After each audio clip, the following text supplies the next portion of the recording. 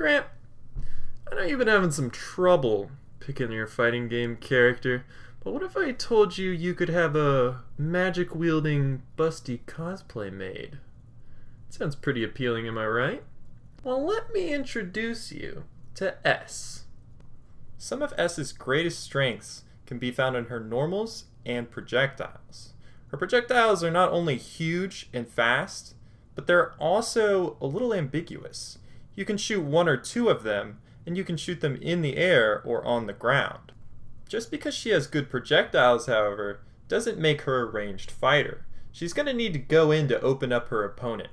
She has a lot of tools to do this, but they are pretty unsafe if done predictably. So we're going to take a look at her normals and kind of what you should be using in the neutral. First we're going to look at Stand C. It's really good, long range, safe from afar. Then we got Crouching C, great anti-air. Jumping B, multi-hitting, you can hit it twice. It's going to beat anyone air-to-air practically. Got Jumping C, great cross-up tool, which is good for when you're jumping in on your opponent. And we can't forget about those projectiles I was talking about. Those things are fast, really obnoxious. Yep, just screen clearing good stuff. So most of her stuff, as I said, was kind of punishable. As you can see, like her crouching B, standing B, forward B, all this stuff is punishable if you try and stop like right there, you know. And a lot of her D moves, these moves that create the crests, they're interruptible in strings. So there's a huge gap between there. You know, you can jab people out of this, but only if you're predictable, because you got to do it like on reaction or immediately. So if you're getting too obvious with your strings, someone's going to hit you out of this. But that doesn't mean you can't use these moves for good offense. If done unpredictably, they're not going to be able to jab you, and you can use that arc to keep going in. Now I want to talk about S's pressure game and how it's kind of divided into two parts. There's the short range pressure and long range pressure. We're going to look at short range pressure first, and that's stuff that's kind of just like after a couple jabs.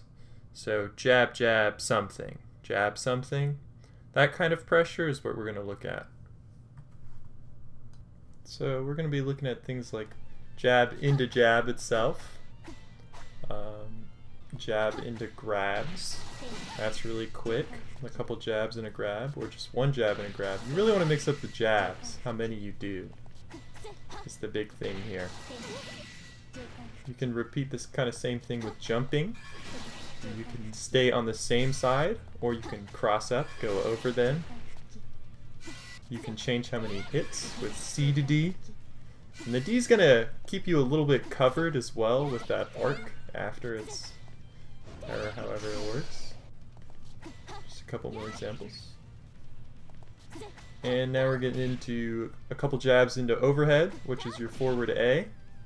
Just mix up that jab timing. You'll get them every time. And here's a command overhead that's pretty good, safe on block. And then this is forward D. It's slow, it can be interrupted, but if the arc gets off, or you can hit before you're jabbed out of, you got a lot of opportunity to go back in on the opponent. So stuff like jumping after it hits, or going for lows after it hits, cross-ups after it hits. It's all going to be good stuff. So the next thing I want to talk about is long range pressure. This is after jabs. So you've done a couple jabs and you're going into your mediums and your heavies. You never want to stop on your mediums because they are punishable and it's kind of slow to do anything else. Your heavies are a lot safer to stop on, and you're going to see some other things too that you're going to want to do. So with long range pressure, you're going to end with things like standing D, That's going to be pretty good. You can get a little bit after it if the arc hits. This is interruptible, though. Crouching D, even greater delay on the arc, so you can set up for different things if your opponent's not expecting it.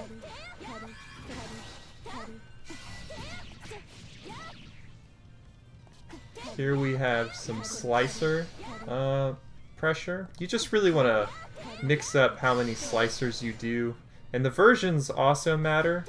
The B version's a little bit slower, but a little bit safer to go in on if it hits. Yeah, just mix it up. So for combos, we're doing kind of like easy combo, medium combo, hard combo kind of thing. Corner combos and combos off grabs. And then that's basically all you need to know. They're all kind of low damage, but S isn't really a super high damage character, I don't think, so it'll be alright. So this first combo is just going to be your basic buttons into the sweep, into slicer. Just whatever buttons you can fit in there. Easy combo, easy combo. And then we're going to try the launcher. This is forward and B. And then you're going to go into a couple Bs, jump B, C, down B. It's going to end that combo.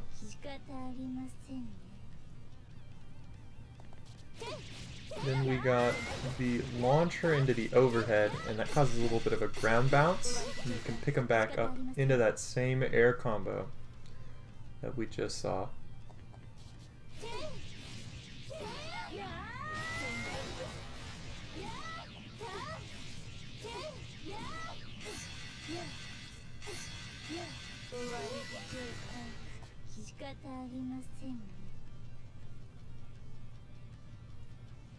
Here we have grab combos.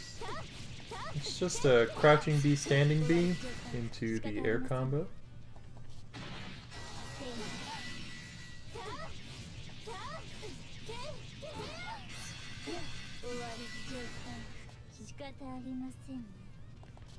Back grab is super easy, just back grab into slicer.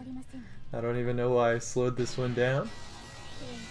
I'm sure you could get more in the corner, but it's whatever. Here we have a corner combo. You really get to see these loops right here that you can do. But back into that familiar air combo. So the starter here is the launcher going into that.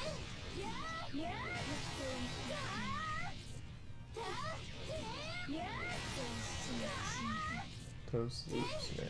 We're gonna see a couple more loop combos.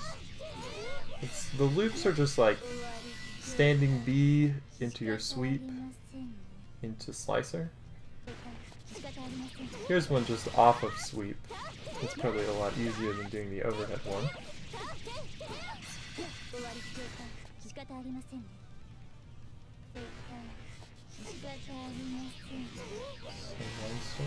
Just like the first combo, but then you're gonna continue it with that standing B sweep into slicer again.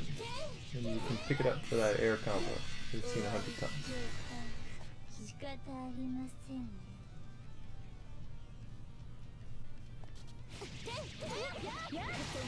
Now this one's a little bit different, just the ending though. You end with, instead of doing a down B 3 times, you just end with a air D.